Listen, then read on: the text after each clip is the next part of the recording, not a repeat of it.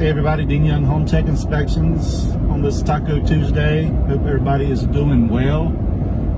I've had a pretty good day.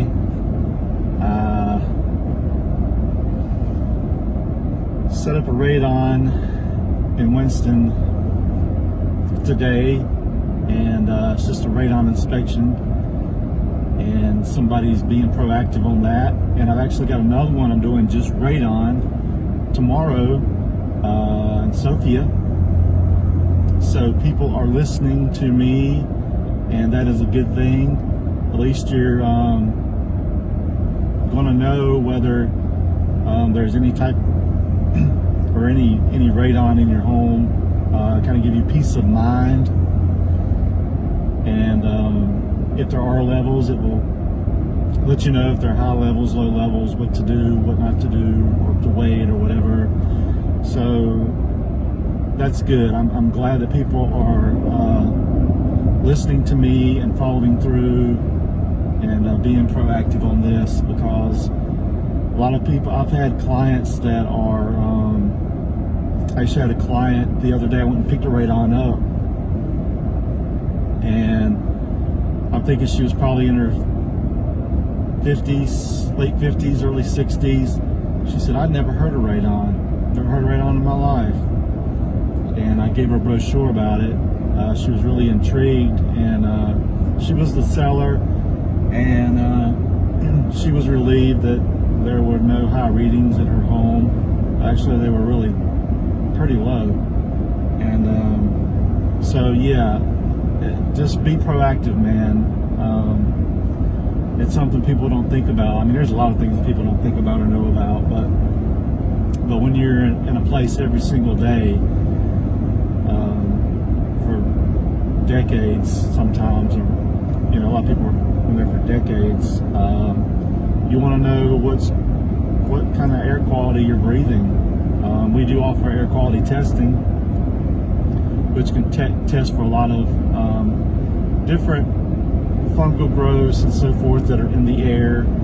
And it's all, our report is through EMSL, and it's all broken down, and it lets you know where those strains can be found, and the environments that they're in, and their degree of being hazard, biohazard,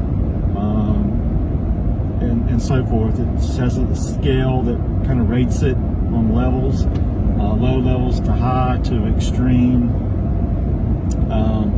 So they've got a really good expanded report that I always ask for,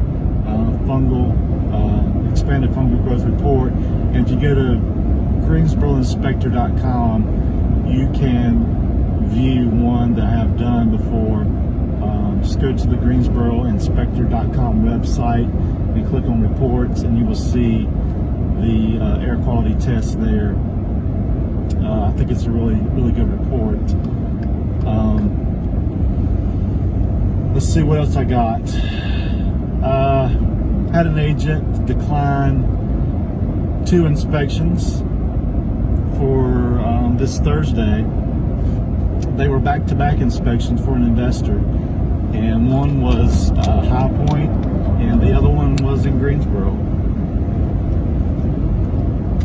And my start time, I used to do a 9 o'clock start time, but I've changed it to an 8:30 start time, and I've had really good results and really good response from that. But this agent is the same agent on both properties, different addresses. One's in High Point, one's in Greensboro. We put in the request through showing time. He declined them both, saying that the time was unreasonable. These are investment properties. These are older properties. These properties are in not a great area, not a bad area, but not a great area, and they're rental properties. They're just going to be kept up, I guess. I haven't been in either one of them. I'm just reviewing pictures. They're still outdated. You can still tell they're rental properties, and was just wondering. I told the buyer's agent, I was like, 8:30 is unreasonable. Are you kidding me? And he said, well, there's a tenant in each property, and I'm thinking, so they're both sleeping at 8:30 in the morning. I know people can have a third shift job. I understand that, but for both properties, what are the chances? Most of the investment properties that I inspect, I think a lot of other fellow inspectors inspect, most investment properties that we inspect that have tenants in them, they are occupied at the time of inspection. There's always somebody there. And so that's why I'm just like, wow, 8:30 is really unreasonable time? I don't know. So he said no earlier than 10 o'clock. So I'm doing a 10 o'clock and I'm doing a 1 o'clock. Whatever. If he feels like he's got some power and whatever, and I don't know. You feel like you'd want to go ahead and get everything over with and tell the tenant, hey, they're going to be there inspecting it so-and-so 30, be up, be ready, have everything nice and tidy. I mean, they've known this since this past Saturday. Today's Tuesday. They've got plenty of time. But I do understand everybody lives a different life, but I just don't know what the chances are of two properties with the same agent, different addresses, would be unreasonable if I started either one of them at 8:30. But anyway, I mean, that's just the first world problem. So we've got it set up, just waiting for access. They had everything blocked out on showing time as unavailable, so we're going to the buyer agent who's going to the listing agent. Just trying to be difficult, I guess. I don't know. You figure they'd be spontaneous and just right on point, you know, getting everything sent to us and accommodating everything for the buyer. But you just have some people that drag their ass on everything, you know. Just being honest. So what else we got? I got one Sunday. I'm doing Sunday early morning. I think this is the first time in a very long time that I've done a Sunday morning inspection. But this is going to be 4,200 square foot home, and they're adding additional services. This is in a nice area of Greensboro, and so this client is actually flying out later the afternoon, so they wanted an early morning inspection. So it's an older property, so there's some things that they're concerned about. We're going to look into and see what we can get going on that.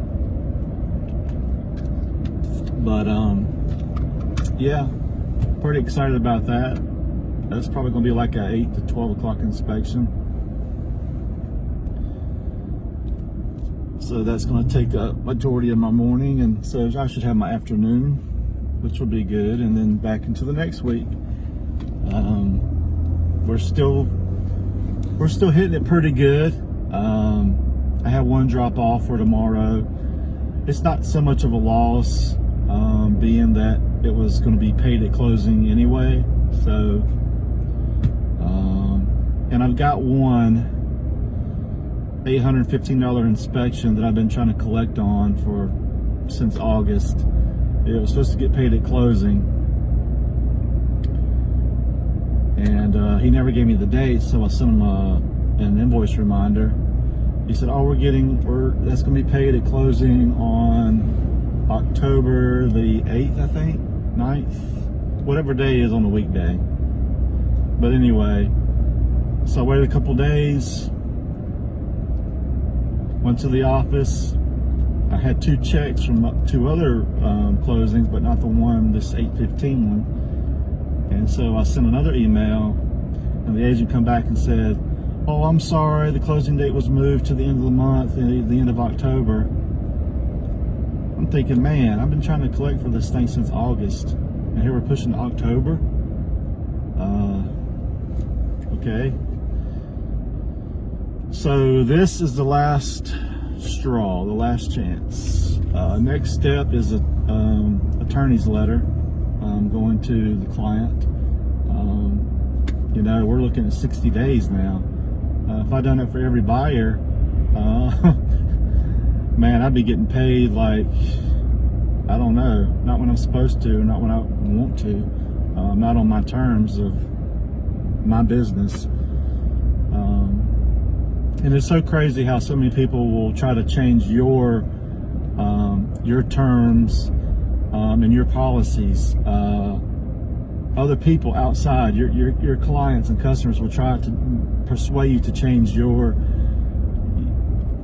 terms and your policies. I don't understand that. I had a client the other day, and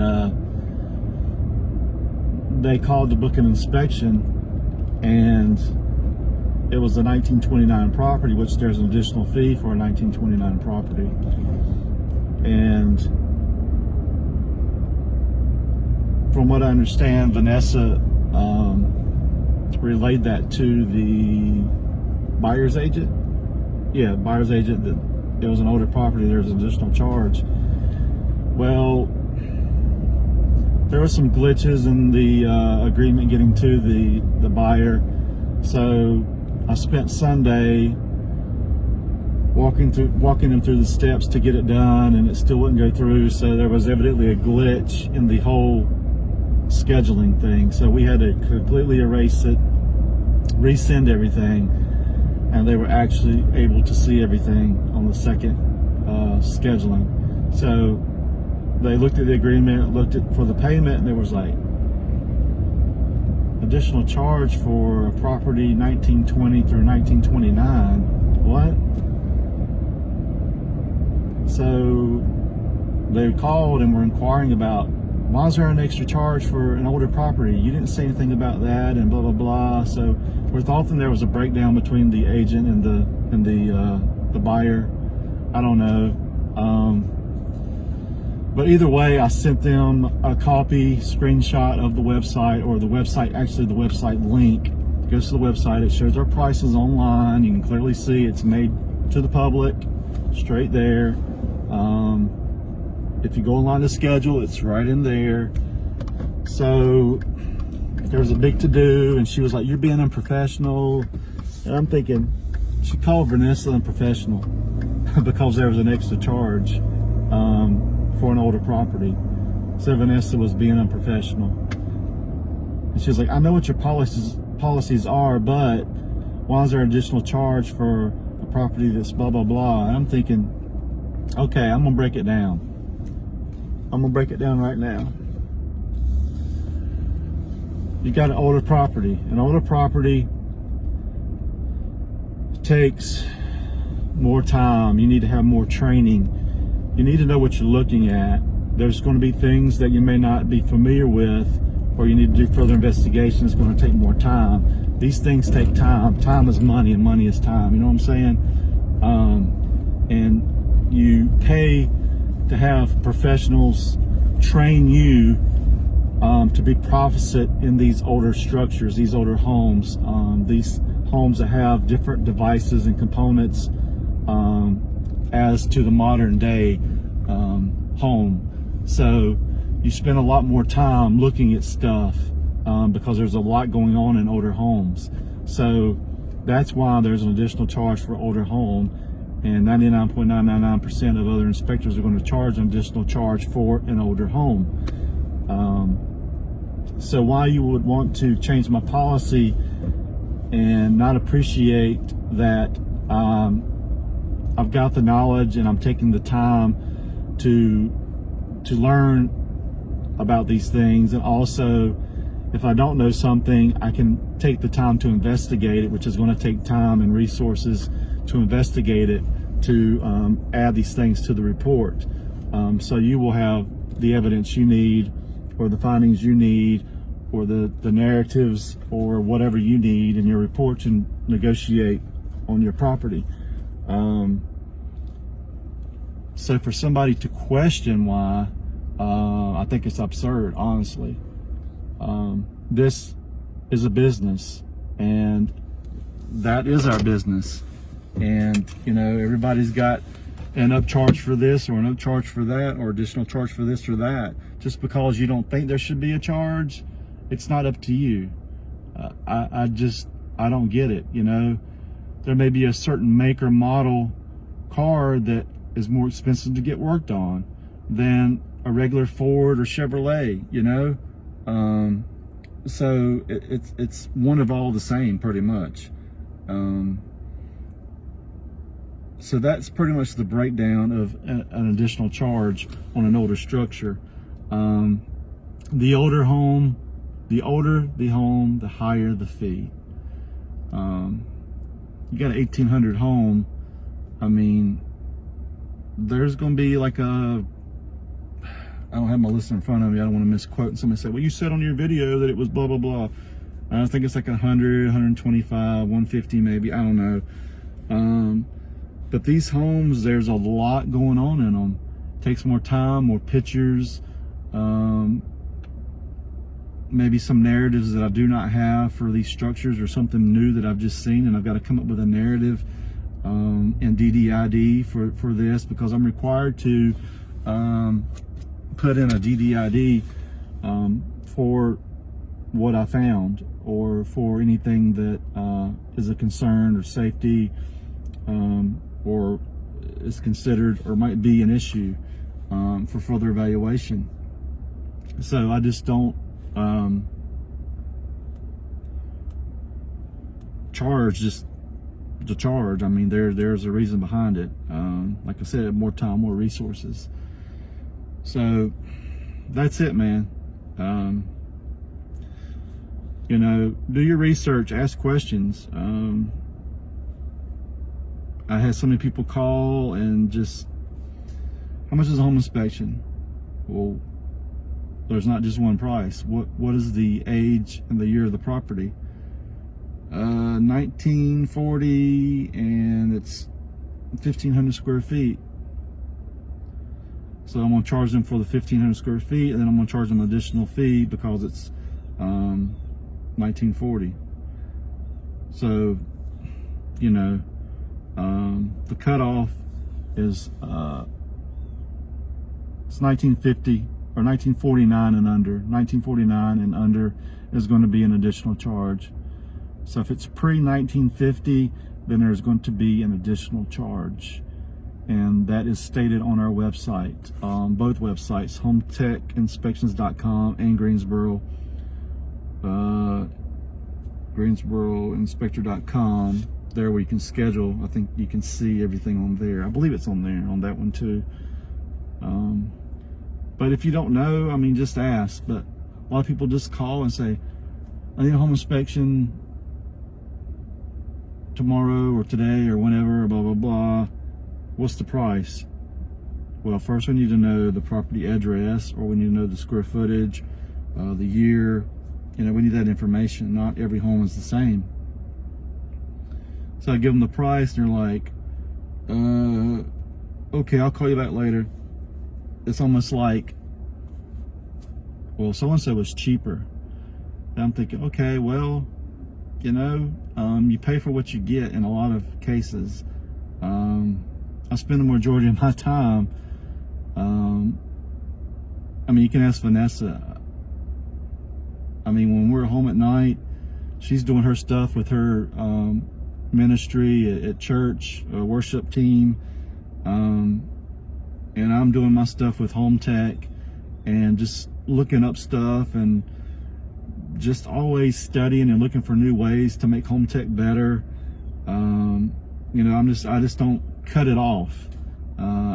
It's like when you run a business and you want to make it good, you don't ever cut it off. You know, I have my downtime, but it's just, it's my passion. I just feel like if I'm just sitting there watching TV or whatever, or I can't even take a nap, I'll think something in my head and I just want to get it done. I've just always been that way. I just can't focus on doing nothing. I've always just been that way. But anyway, guys, I'm gonna get out of here. 336-989-8185 or schedule at hometakingc.com.